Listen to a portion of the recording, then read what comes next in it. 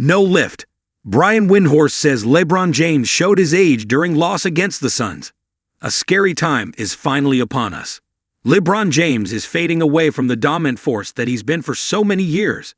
This was very apparent in the Lakers' most recent game against the Phoenix Suns.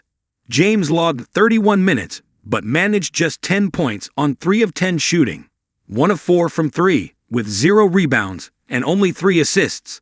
It wasn't just James. The purple and gold looked sluggish after playing 3 games in 4 days. The Suns ran away with this one 125-108. But the Kings' physical capabilities seemed diminished. His powerful frame and ability to turn a fast break into a slam dunk now seem like a distant memory. The 40-year-old star's poor play yesterday was the topic of conversation during today's NBA on ESPN broadcast.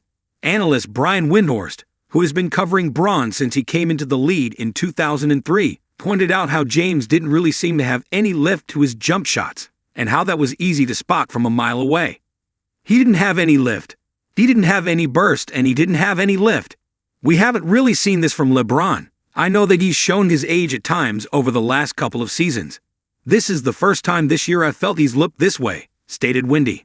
The broadcast then pulled up a play from the Lakers-Suns game where James tried to take the rock and score from the baseline. It ended with him getting blocked. He goes baseline, and he just has no lift on that shot. This is easy pickings for Mark Williams here. This is not a typical LeBron James play. James' sciatica might have been worse than expected.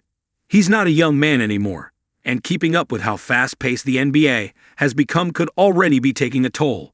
Hopefully, he's just not in game shape yet because of missing the first 14 games of the year. That's what Windhorst is suggesting at least. We want this to be an outlier situation, certainly an outlier situation in his career, the analyst somberly said.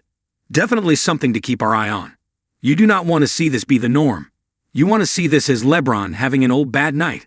Not something that we see recurrently, he added. The good news is that LA has a couple of nights off to rest before they travel to Toronto for a showdown with the Raptors. This could give LeBron, head coach J.J. Redick, and the rest of the Lakers squad time to figure out how they want to integrate the King into the offense. The time might have finally come for him to play a supporting role. Nothing can ever be taken away from James.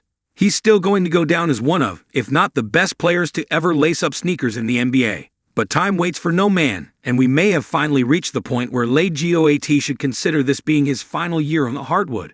However, I reserve the right to change my mind when he gets a triple-double in the next game.